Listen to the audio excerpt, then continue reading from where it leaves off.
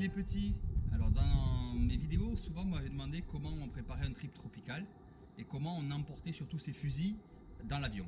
Alors j'ai préparé un petit point rapide puisque la saison française étant finie. On part en novembre, le 8 novembre pour la Guinée et le 22 novembre pour le Bénin. Donc on va essayer de vous montrer un peu la préparation du matériel qu'on a besoin pour ces deux trips tropicaux. D'accord? Alors, c'est simple. On prend un grand sac. Moi je vous conseille de partir Esclarapes ou Epsilon, qui est un très grand sac qui s'appelle le Travelers, qui est très bien parce qu'il a l'avantage d'avoir une coque très rigide et qui permet de mettre tout le matériel dedans. Il faut toujours penser à l'autonomie, être autonome pour tout. Parce que là-bas, vous ne savez jamais sur quoi vous allez tomber et sur ce que vous allez avoir. Donc il faut être autonome. Donc on commence, les basiques. On prend une combinaison en 3 mm, d'accord? On met dans le sac. Mais pour mettre la combinaison, il vous faut du shampoing. Donc vous partez avec votre shampoing. Moi je prends du Sanex 0, ça permet d'éviter d'avoir des parabènes et éviter d'avoir du parfum et des colorants dedans. Ce qui permet d'éviter de faire des allergies sur place. Toujours penser au maximum. Vos chaussons et vos gants, d'accord, habituels. Vous prenez des chaussons en 3 mm, des gants chez Decathlon en Dynemark qui sont très bien et très solides. Et vous prenez un petit sac qui vous permettra de mettre tout ce petit matériel à l'intérieur quand vous irez pêcher. Et ensuite, toujours dans l'autonomie, pensez à prendre vos médicaments. Vous allez voir votre médecin qui vous fournit des antibiotiques, de la cortisone, des choses comme ça, qui vous permettent d'être autonome si vous êtes malade sur place. N'oubliez pas que vous n'aurez pas le médecin familial qui sera là. Bien sûr, il vous faudra des serviettes, prenez une ou deux serviettes. Et on continue en prenant vos masques, vos couteaux, vos tubas. Et en général, je prends un sac étanche qui me permet de le mettre à bord des pirogues pour protéger tout le matériel que je veux pouvoir conserver sans qu'il se mouille. Toujours dans l'autonomie, je prends un minimum d'outils. Une pince coupante, une pince multiprise, quelques tournevis et ma pince à sleeve. Là aussi, restez complètement autonome, d'accord? Sinon, vous aurez des désaventures.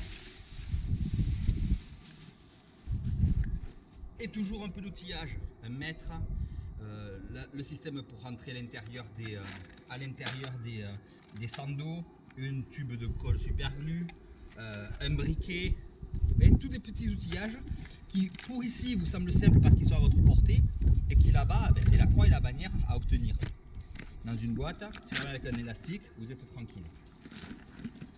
Bien sûr, vos sleeves qui vont vous permettre de monter vos fusils parce que tous les fusils seront démontés. Du câble si vous utilisez des pointes détachables. Du crin toujours en 200 centièmes, on s'attaque à des grosses bêtes, hein, donc il ne faut pas oublier. Une paire de palmes de secours. Donc là, vous voyez, j'ai pris une vieille paire de palmes en plastique qui rentre impeccable dans le sac. Des sandos, toujours l'autonomie, donc pour pouvoir refaire vos sandos sur place s'ils cassent. Votre flasheur qui permet d'attirer des gros poissons et vous verrez l'utilisation dans les vidéos. Si vous regardez bien, voilà, vous voyez apparaître le flasheur phosphorescent dans l'eau verte. Et ensuite, bouée pour pouvoir tracter les gros poissons. Et votre ceinture de plomb. Voilà, là vous avez fait votre premier sac. Maintenant reste le problème du transport des fusils. Les fusils, ce sont des grands fusils. On pêche avec des fusils en 130. D'accord? Donc c'est compliqué à embarquer. Enlevez les flèches, ne les laissez pas comme ça. Il faut vraiment les dépouiller. Enlevez les flèches, éventuellement enlevez vos moulinets. Et partez avec une armada de flèches. Moi je pars là en l'occurrence avec 8 flèches. L'année dernière j'en ai laissé 7 au fond. Regardez pourquoi je vous dis que les flèches se tordent vite. Regardez, voilà, allez, une tordue. Regardez bien, quand il va monter la carpe rouge, qui fait pourtant que 15 kg, hein, à bord du bateau, regardez un peu la gueule de la flèche. Regardez ça. Voilà, la flèche elle est morte. Et regardez là le tir du cobia, je vous l'ai mis au ralenti. Regardez comment il me tord la flèche dans tous les sens. Vous avez vu? Voilà, la flèche elle est morte et enterrée. C'est fini, vous pouvez lui dire adieu. Si vous vous rendez compte que vous voulez faire une dizaine de beaux poissons, ben vous avez des risques de perdre 10 flèches. Pour pouvoir ne pas les trimballer dans tous les sens, vous prenez du scotch de tapissier et vous les enfermez vous les bloquez de façon à ce qu'elles ne se trimballent pas. Elles feront un bloc. C'est toujours mieux d'avoir un bloc que d'avoir des flèches qui vont se trimballer partout lors du voyage. C'est des petites astuces bêtes. J'utilise du scotch de tapissier. Pourquoi? Et pas de pâtissier. Parce que tout simplement c'est un scotch qui est très facile après à enlever et qui n'adhère pas aux flèches. Et ça vous formez un bloc comme ça vous permet de bloquer vos pointes détachables, de tout bloquer, que rien ne se trimballe, que rien ne bouge pendant le transport. Et on arrive à la partie la plus importante, le sport tube.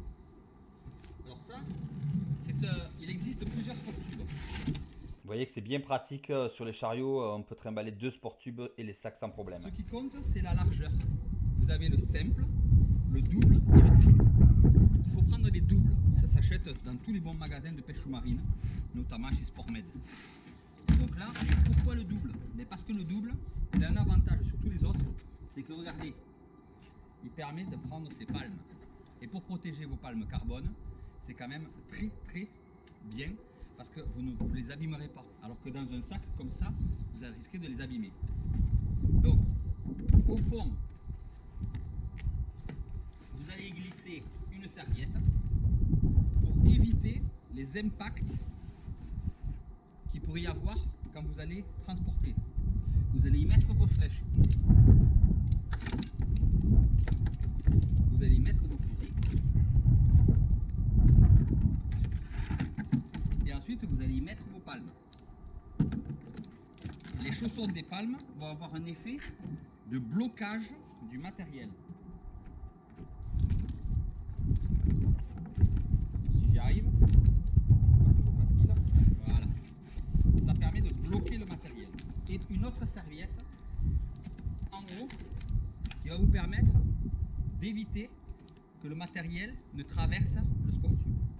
Et ensuite vous enquillez le sport tube comme ceci.